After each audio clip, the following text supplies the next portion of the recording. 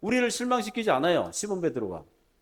또 이르되 뭐라고 그럽니까? 주여 내 발뿐 아니라 손과 머리도 씻어 주옵소서. 어제 설교 준비하면서 또 성경 이렇게 읽다가 이 부분에서 베드로에게 좀 외치고 싶어요. 베드로 좀 제발 그만. 베드로 형 오버하지 마. 귀에서 피가 나겠어. 예수님 귀에서 피가 났을지 모릅니다. 피가 나겠어. 그만큼 주님의 이 행동이 베드로는 물론 제자들에게 충격을 주었고 오해를 주었고 도무지 이해하지 못하는 지경까지 가는 거죠. 기독교를 처음 접한 사람들은 베드로처럼 내 발을 씻지 못합니다 이렇게 반응 보였다가 나중에는 내 발뿐 아니라 손과 머리도 씻어주세요 이랬다가 정말이지 나중에 주님의 뜻과 교훈을 제대로 알고는 그 기쁨 감사함이 넘쳐서 글을 쓰고 노래를 만들고 시를 쓰는 겁니다. 그의 간증이고 교리고 삶의 표현들로 나오는 거죠.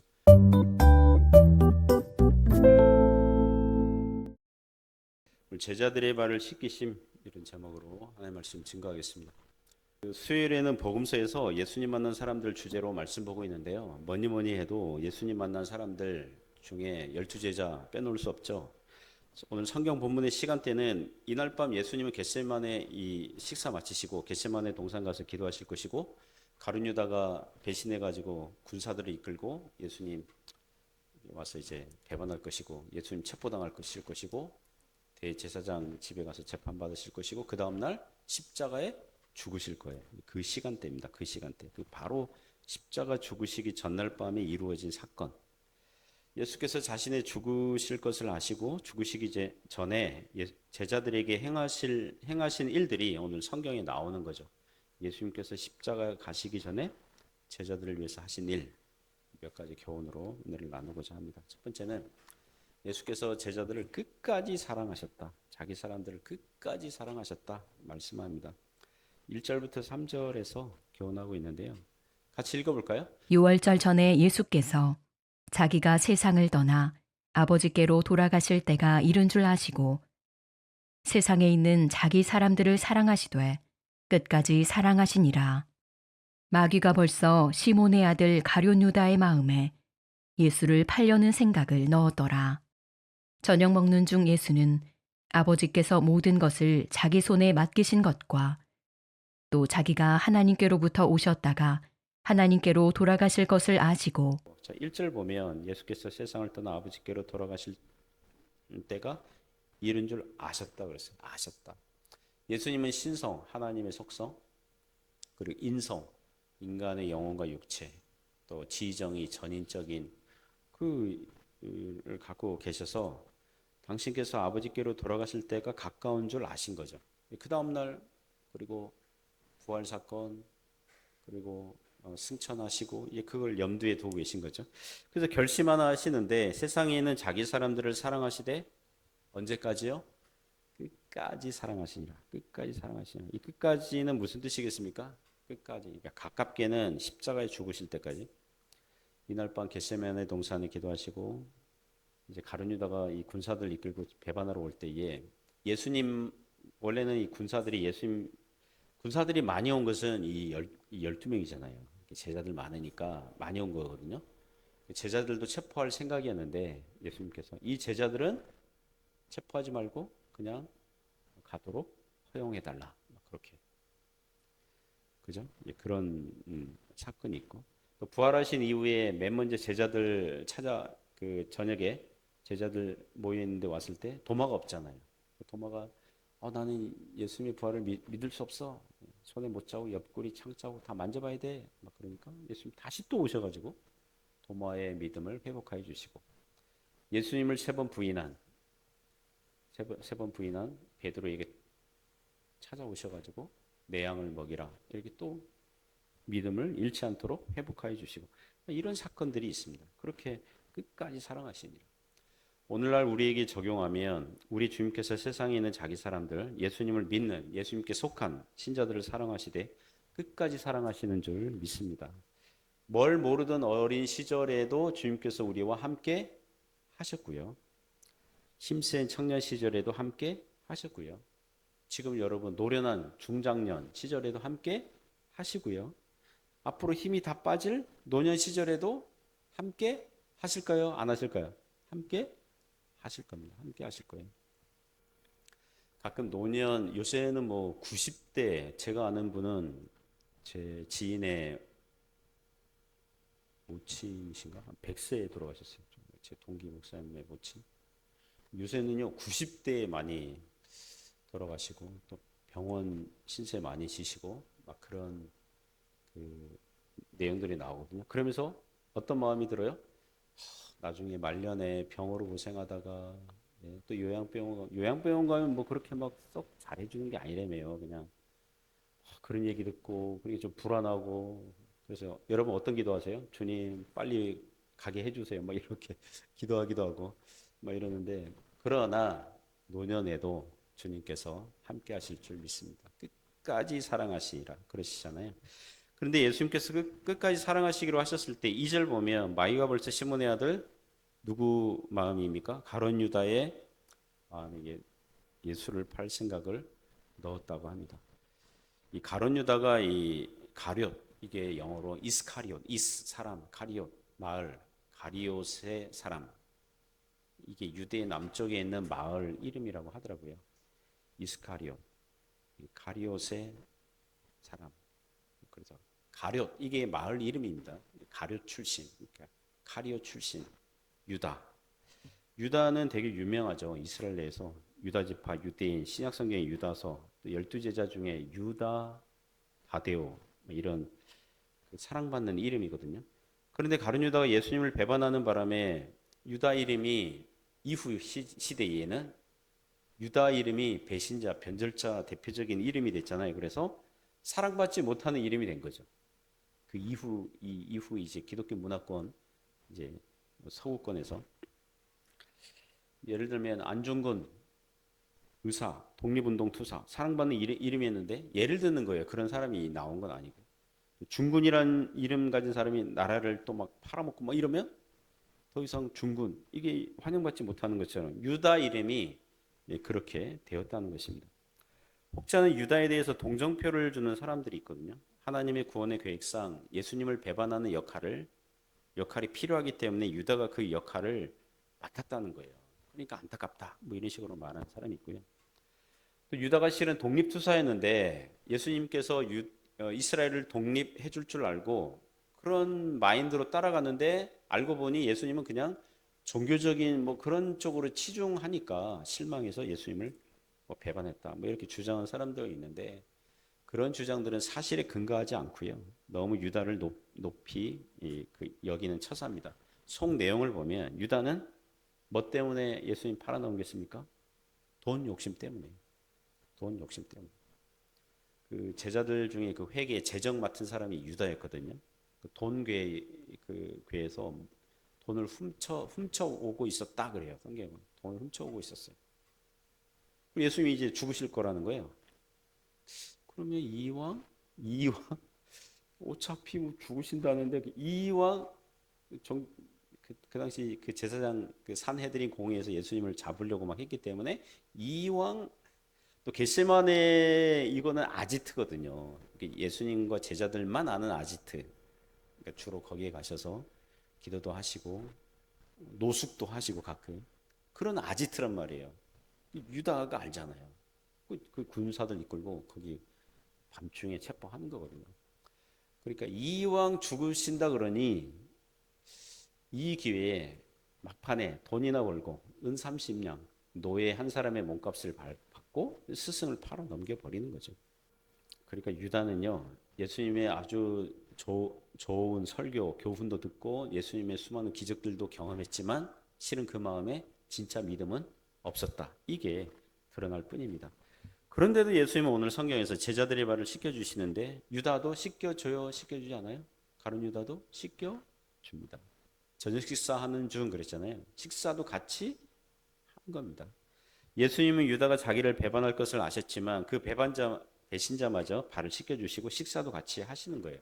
왜 그럴까요? 끝까지 유다에게도 회개할 수 있는 기회, 마음을 돌이킬 수 있는 기회를 주신 겁니다. 그리고 마귀가 예수를 팔 생각을 유다에게 줬다 그러는데 그런 생각을 넣었다 그랬는데 여러분 이렇게 읽으시면 안 됩니다. 아 유다는 원래 예수님을 배반할 생각이 없었는데 마귀가 꼬드겨 가지고 주도적으로 막 이끌어가지고 그렇게 됐나 보다, 그렇게 보시면 안 돼요. 유다를 피해자 코스프레 그렇게 만들면 안 됩니다.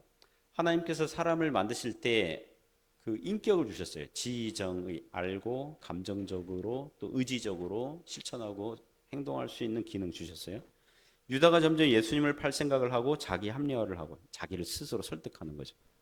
스스로 설득하고 자기 의지를 발휘하고 배신할 생각이 충만했을 때에, 물론 그 과정 마귀가 이제 역사하고 인도했겠죠. 마귀가 그 배반할 생각을 굳히도록 도와줬을 뿐이에요. 유다가 이 적극 마귀의 생각을 환영하고 굿 아이디어 그러면서 받아들인 겁니다. 받아들인 거예요. 유다가 받아들인 겁니다.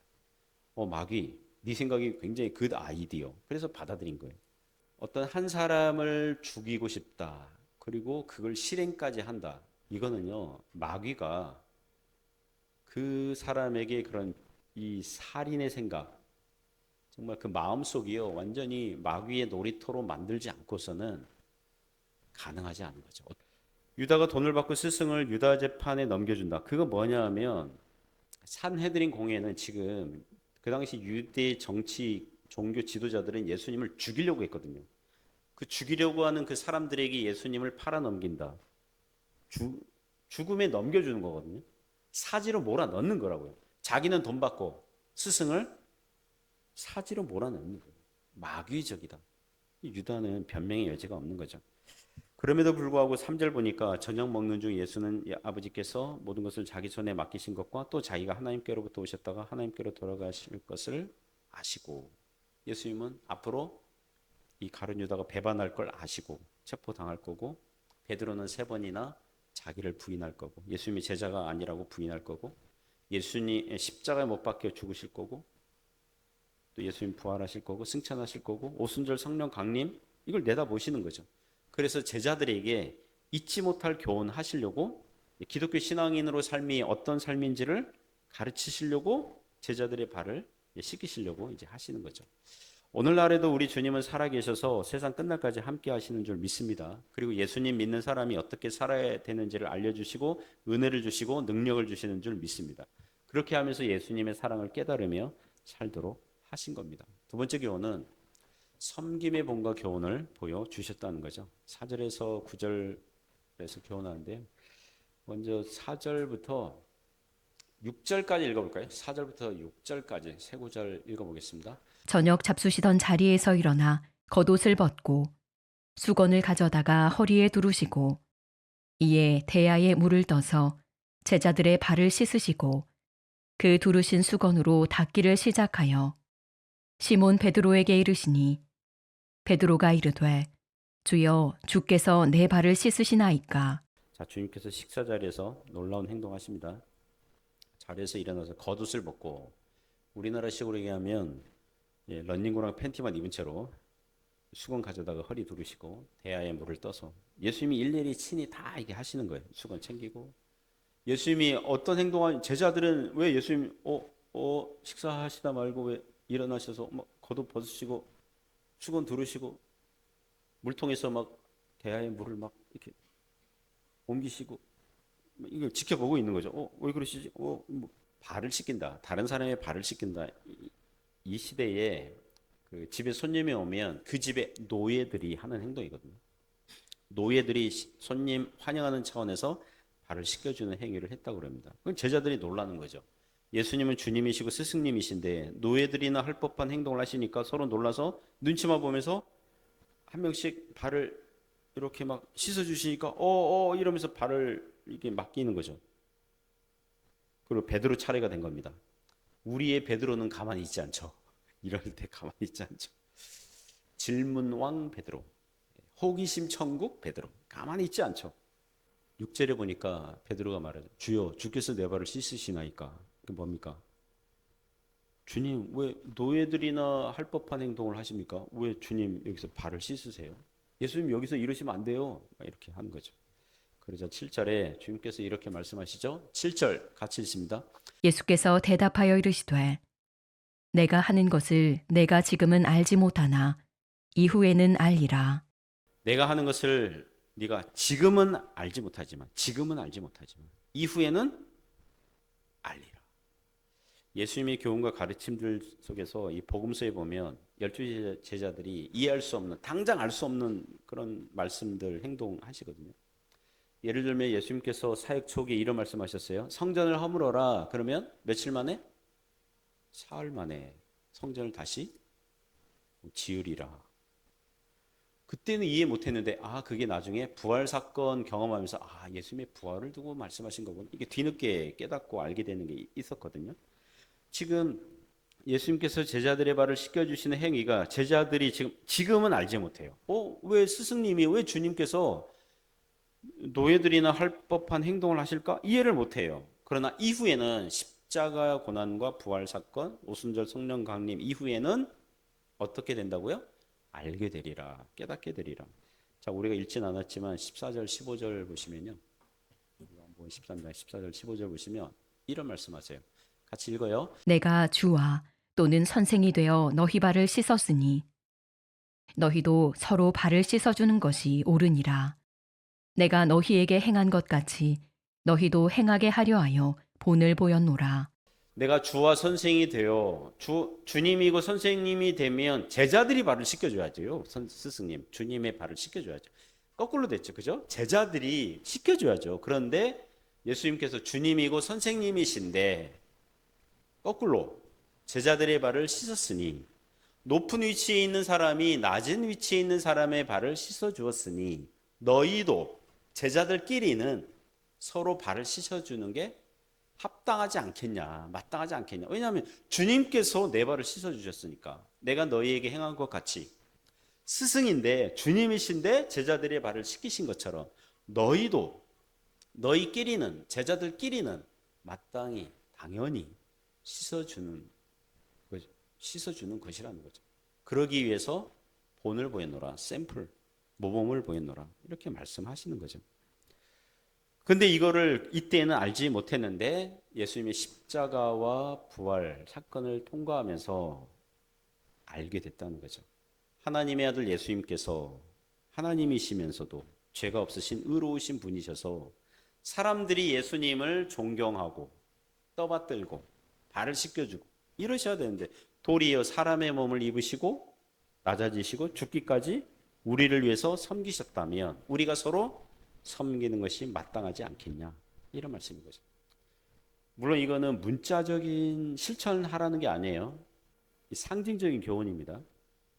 이 말씀 보면서 발을 씻어주라고 그랬구나. 그래서 집에 가서 여러분 남편 발을 씻어주고, 또 남편 보고는 서로 발을 씻어주는 게 옳으니라 그러니까 내가 먼저 남편 발을 씻어주고, 남편 보고 당신 이제 내 발을 씻어. 매일 그걸 해야 돼. 그런 의도는 아닌 거예요. 섬김, 봉사, 희생, 양보, 이러한 교훈을 하시기 위해서 이런 행동을 하셨다는 것입니다.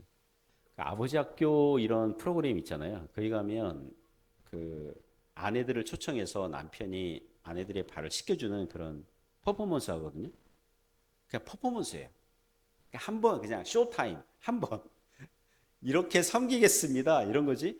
매일 아버지 학교 다녀온 다음에 아내가 남편에게 아버지 학교에서 배운 대로 매일 내 발을 씻으시오, 그건 아니에요. 그건 아닙니다. 그러니까 이 섬김이라는 교훈을 하시기 위해서 하는 거죠. 자, 7절 말씀을 베드로가 이렇게 들었다면 베드로는 얌전하게 발을 내밀었어야 되죠. 당장은 이해 못하지만 나중에는 알게 될 거야. 그러니까 지금 발을 씻으렴, 이래야 되는데, 그죠? 그래야 되는데 우리의 베드로는 우리를 실망시키지 않습니다. 당장 이해가 안 되면 주님께서 하자고 하시는 대로 따라가야 되거든요. 그런데 베드로는 이해가 안 되잖아요. 그럼 안 해. 예수님, 저는 이해가 안 되거든요. 제가 이해되기 전에는 제가 할 수 없어요. 뭐 이런 식으로 행동을 하죠. 8절 9절에 이런 말씀하시는 거죠. 8절 9절 같이 읽습니다. 베드로가 이르되 내 발을 절대로 씻지 못하시리이다. 예수께서 대답하시되 내가 너를 씻어주지 아니하면 내가 나와 상관이 없느니라. 시몬 베드로가 이르되 주여 내 발뿐 아니라 손과 머리도 씻어주옵소서. 베드로는 처음에 거부합니다. 주님, 안 됩니다. 내 발을 절대로 씻지 못합니다. 다른 제자들은 예의도 없고 눈치도 없고 말이야. 응? 염치도 없고 발을 아무 생각 없이 발을 내밀고 저는 그렇지 않습니다. 전 다른 제자들과 다릅니다. 우리 스승님으로 하여금 노예들이나 하는 그런 행동을 방치할 수 없습니다. 주님과 스승님이시라면 그에 합당한 예우와 대우를 받으셔야 되는데 어떻게 노예들이나 하는 행동을 하십니까? 제 발을 씻기실 수 없습니다. 내 발을 절대로 씻지 못하시리다. 이 기독교인의 성숙은요, 시간이 걸리고 체험과 교훈이 축적되고 깨닫는 은혜가 있어야 될 줄 믿습니다. 실수, 오해, 잘못으로부터도 배웁니다. 저는 지금도 배웁니다. 개인적으로 우리 성도님들에게 부탁드릴 것은 이 말씀 사역을 잘 감당할 수 있도록 기도해 주시기 바랍니다. 설교 준비할 때 성령 충만할 수 있도록 기도해 주시기 바랍니다. 제가 설교 경력만 올해로 94년도부터 전도사하면서 설교했기 때문에 32년째거든요. 그런데도 이 오늘 베드로처럼 넘겨짚고 헤매고 잘 모를 때 많습니다. 엄살이 아니고 진짜입니다. 목사인데도 성경 읽을 때 전혀 감동이 없고 모래알 씹는 것 같고 돌멩이 씹는 것 같고 말씀을 잘 소화시키지 못할 때가 있습니다. 신자의 삶이 전인적이라고 하잖아요. 전인, 그러니까 지정의, 지식, 지혜가 자라고 주인과 교회를 사랑하는 그런 감정이 깊어지고 실천, 순종, 의지가 견고해지고 그래야 되는데 그러지 못할 때가 있거든요. 그러니까 뭐가 필요합니까? 주님의 은혜와 주님의 능력이 필요한 줄 믿습니다. 그래서 우리는 기도가 필요해요. 목사도 기도가 필요하고요. 여러분도 기도가 필요하고요. 신자의 삶으로서 살아가야 되는데 이제 그 성숙한 삶을 위해서 하나님의 은혜가 필요한 거죠. 베드로는 처음에는 자기 발을 절대로 씻지 못합니다. 이렇게 거부했다가 주님께서 책망 비슷한 말을 하시죠. 내가 너를 씻겨주지 아니하면 나와 상관이 없느니라. 주님의 의도는 뭐냐면 이 발을 씻겨주는 이 행동이지만 여기에는 이 상징적인 교훈이 담겨 있다는 거죠. 뭐냐면 섬김의 본을 보였고 또 뭐가 있냐면 정결과 죄 씻음의 교훈을 알려주시는 거예요. 섬김의 본도 보여주시고 계시지만 죄 용서와 정결, 신자로서 회개의 삶, 이게 어떤 것인지를 보여주려고 지금 말씀하시는 거라고요. 근데 베드로는 육신적으로 알아듣죠. 너를 발을 씻어주지 아니하면 너와 상관이 없어.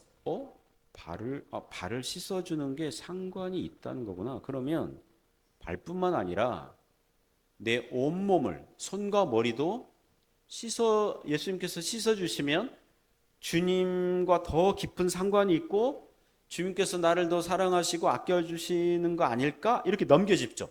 그래서 9절에 우리를 실망시키지 않아요. 시몬 베드로가.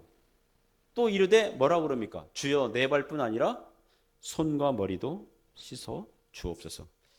제가 이게 어제 설교 준비하면서 또 성경 이렇게 읽다가 이 부분에서 베드로에게 좀 외치고 싶어요. 베드로 제발 그만 소설 그만 써라 좀. 베드로 형 오버하지 마. 귀에서 피가 나겠어. 귀에서 피가 나겠어. 예수님 귀에서 피가 났을지 모릅니다. 피가 나겠어. 그렇게 외치고 싶죠. 그만큼 주님의 이 행동이 베드로는 물론 제자들에게 충격을 주었고 오해를 주었고 도무지 이해하지 못하는 지경까지 가는 거죠. 여러분 혹시 서울에 가실 일이 있으면 종로에 있는 교보문고나 광화문 쪽에 있는 교보문고 아니면 대형 서점 한번 방문해 보시기 바랍니다. 그러면 종교 서적란이 있거든요. 물론 인문학, 철학책, 학습 서적 많지만 그 기독교 쪽 있잖아요. 압도적으로 많습니다. 책들이. 기독교 쪽 라인이요. 압도적으로 많아요. 이런 대형 그냥 일반 서점 딱 가면 기독교 쪽 그 서적들이 단연코 압도적으로 많아요. 왜냐하면 성경과 기독교 신앙이 사람들에게 생각할 거리를 주는 거거든요. 기독교 신앙 왔는데 처음에는 잘 몰라요. 헤매요. 내 발을 절대 씻지 못해요. 너 이거 씻지 않으면 나랑 상관없어? 그럼 제 온몸 다 씻어주세요. 이렇게 그런 과정을 거치거든요. 그러면서 주님의 뜻이 이거였구나. 기독교 신앙이 이런 거였구나. 하나님의 사랑과 은혜가 이런 거였구나. 그러면서 이 간증과 이제 말하고 싶어하는 거, 이렇게 노래로 표현하고 시로 표현하고 수기로 표현하고 간증문으로 표현하고 이 그 설교와 교훈으로 표현을 하는 겁니다. 그리고 책들이 많아지는 거예요. 책들이 많아져.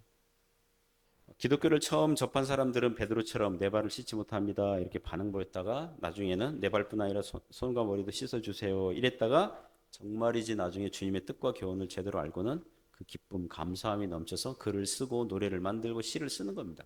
그의 간증이고 교리고 삶의 표현들로 나오는 거죠. 그러한 은혜를 보여주셨다는 것입니다. 세 번째 교훈은 죄 용서와 회개의 교훈을 알려주십니다. 10절 11절에서 말씀하시죠. 같이 읽습니다. 예수께서 이르시되 이미 목욕한 자는 발밖에 씻을 필요가 없느니라. 온 몸이 깨끗하니라.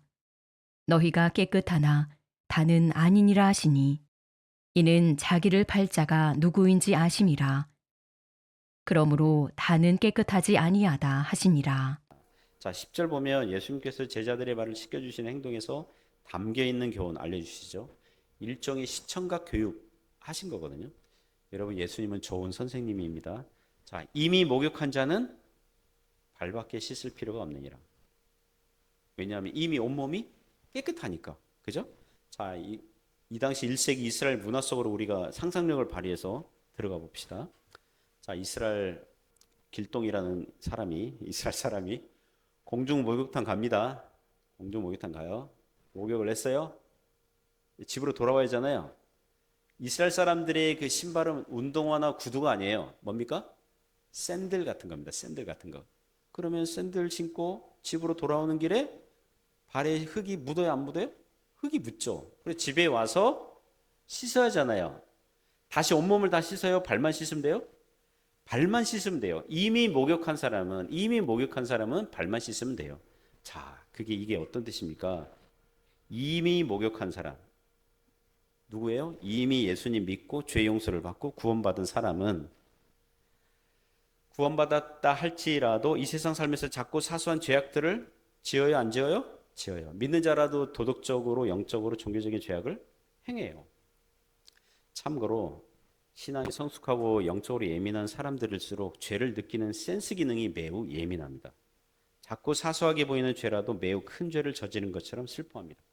구약 성경에 보면 다윗 왕이 있습니다. 부하의 아내와 외도를 하고 그 아내가 임신을 하니까 그거 숨기려고 군인이었던 전장터에 있던 남편을 휴가 보내줘가지고 그 집에 가서 그 아내랑 잠자리 하라고 이렇게 휴가를 이렇게 해주죠. 예, 특별 휴가를 주잖아요. 근데 집에 안 가요. 자기 지휘관이랑 동료들이 지금 전쟁터 밖에서 지금 하고 있는데 내가 집에 들어갈 수 없다. 이렇게 막 버팅기니까 이 다윗 왕은 이 청부살인 지휘관에게 전쟁터로 보내니까 그 싸우다가 이렇게 자연스럽게 죽은 것처럼 위험한 곳에 이렇게 놔둬가지고 그 죽도록 해라. 청부살인 한 거거든요. 간음과 청부살인. 엄청나게 큰 죄를 저지른 거죠. 그죠?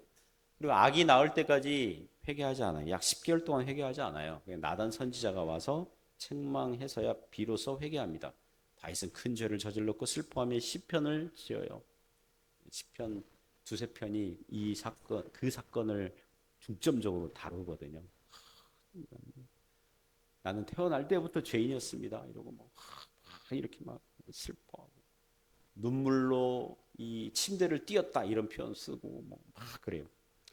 자, 세상의 다른 왕들이 그 당시 다윗을 보면 어떻겠습니까? 애굽의 바로 왕, 바빌론의 느부갓네살 왕, 에스더에 나오는 그 아하수에로 왕 이런 사람들, 헤롯 왕, 로마 제국의 왕들이 다윗을 보면 어떤 생각하겠습니까?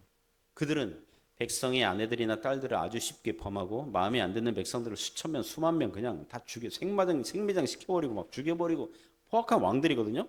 그런 왕들이 다윗을 보면 저 나약한 인간 같으니 저래가지고 어떻게 왕 일을 하겠어? 이렇게 보는 거죠. 신자는 자신의 발에 세상의 흙먼지가 덕지덕지 묻은 것을 보는 거죠. 신자들은 자꾸 사소한 죄를 지어요. 그럼 어떻게 해요? 슬퍼하면서 반성하고 회개하고 하나님의 용서를 구하는 신앙 행위들을 매일 수시로 자주 하는 거죠. 이미 받았는데 이미 죄 용서받았는데 신자들은 이미 구원받았지만 이 작고 사소한 세상을 살면서 이 오염되는 그 신발에 묻는 흙처럼 있는 거거든요. 그런 게 있는 거거든요. 주일 예배 때 대표 기도하는 분들 이게 기도 이렇게 들어보면 어떤 공통된 기도하냐면 지난 한 주간 하나님께 잘 살았어요? 못 살았어요? 못 살았다 그래요. 하나님 외면하고 잊어버리고 살았던 죄악들을 고백해요. 만일 대표 기도한 분에게 예배 끝나고 질문하면 아니 도대체 장로님, 권사님 도대체 지난주에 왜 이렇게 많은 죄를 저지르신 거예요? 도대체 어떤 죄를 저지른 거예요? 그러면 뭐라고 얘기할까요? 자기가 바쁘게 사느라고 기도를 잘 못한 거. 기도 시간 좀 적게 한 거. 주님 생각을 적게 한 거. 부부간의 말다툼, 자녀들에게 화를 내고 경건한 생각해야 되는데 세상적이고 뭐 타락한 생각하고 그런 거예요. 그냥 어떻게 보면 일상적으로 사람들에게 있는, 그런데 영적으로 성숙한 사람들이 영적으로 민감하고 예민하니까 죄를 감지하는 이 기능이 발달이 되니까 종종 발을 씻는, 죄를 회개하는 삶을 살아야 한다는 거죠. 정리하면 예수님은 베드로에게 이미 죄 용서를 받은 사람은 매일의 삶 속에서 작고 사소한 죄악들을 하나님께 용서를 구하며 사는 삶을 살아야 된다. 이렇게 말씀하는 거예요. 나중에 베드로가 예수님 제자가 아니라고 3번 부인했잖아요. 어떻게 해요? 그것도 용서를 구하고 다시 예수님의 제자로 살아갈 수 있도록 주님께서 격려하시고 그렇게 하시잖아요. 죄와 싸우고 죄를 안 짓고 경건하게 살려고 하는데 육신이 약하여 믿음이 약하여져서 죄를 지었을 때에 그때 필요한 거예요. 이게 죄를 지으면 일단 마귀가 달라붙습니다. 유혹합니다. 야야야, 너 죄를 지었잖아. 너 교회 가서 예배를 드려도 하나님 너를 미워하실 거야. 좋아하지 않아 너를. 굳이 예배 가지 마. 하나님은 너를 미워해. 너 죄 지었잖아. 그리고 왜 뻔뻔하게 하나님 앞에 나아가려 그래. 뭐 하나님 너 기도 들어주시지도 않아. 그러니까 하나님 떠나. 괜찮아. 이렇게 유혹이 오고 이 자신의 이 죄된 본성이 그런 유혹에 막 이렇게 그 같이 휩쓸려 가고 이럴 때에 낙심하지 말라는 거예요. 낙심하지 말라. 온몸이 깨끗한 자는 발만 씻으면 된다. 회개 기도하면서 회개의 삶을 살면 된다는 거예요.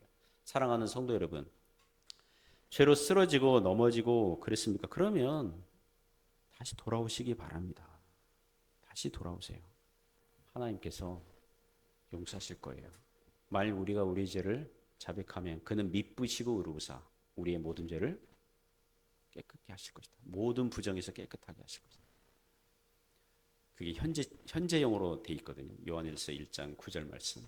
만일 우리가 우리 죄를 자백하며 인정하며 다시는 그렇게 살지 않겠습니다. 다시 한번 주님의 말씀대로 살아보겠습니다. 이렇게 자백하면 그는 미쁘시고 의로우사 믿을만 하시고 의로우셔서 우리를 모든 죄에서 모든 부정에서 깨끗하게 하실 것이다. 용서하실 것이다. 오늘 예배 드리면서 10계명 말씀이 그런 거 아닙니까? 마음을 다하고 뜻을 다하고 성품을 다해 내 주 하나님을 사랑하라 그랬잖아요. 그죠? 혹시 설교 들으면서 여러분 오늘 예배 끝나고 집에 가서 냉장고에 있는 케이크 먹어야지, 두쫑쿠 먹어야지, 뭐 혹시 그렇게 생각하거나 누구랑 점심 먹으면서 커피 마셔야지, 예배 중인데 하나님께 예배 중인데 그런 잡념을 할 때가 있어요, 없어요? 그럴 때가 있거든요. 갑자기 또 뭐 어떤 일을 해야 되는데 오늘 시장 봐야 되는데 예배 중인데 하나님께 예배 드리고 있는데 막 그런 잡담할 때가 있잖아요. 잡념 이렇게 잡생각 할 때가 있잖아요. 그걸 어떻게 할까요? 주님의 은혜를 다시 구하면서 우리의 부족함을 용서해 주세요. 그게 발을 씻는 거예요. 발을 씻는 거예요. 남편에게 바가지 긁었어요. 바가지 긁을 때는 막 속이 통쾌하고 막 시원하고 이랬는데 남편이 구석에 쪼그리 있는 거 보니까 내가 너무 심했나 하면서 주님 내가 너무 심했나요? 왜 이렇게. 자, 사랑하는 성도 여러분, 우리 주님께서 우리를 끝까지 세상 끝날까지 함께 하시고 사랑하시는 줄 믿습니다. 우리가 할 일은 주님께서 제자들의 발을 씻겨주셨듯 섬김을 연습하고 실천하면서 하는 겁니다. 그리고 이미 구원받았고 이미 용서받았다면 실생활에서 넘어지고 쓰러지는 작고 사소한 죄악들에 대하여 혹은 뭐 큰 죄들에 대하여 하나님께 용서를 구하며 사는 삶이 되시기 바랍니다. 그게 제대로 된 신앙의 삶을 사는 것입니다. 다시 일어나면 돼요. 그런 은혜가 있기를 주님의 이름으로 축복합니다.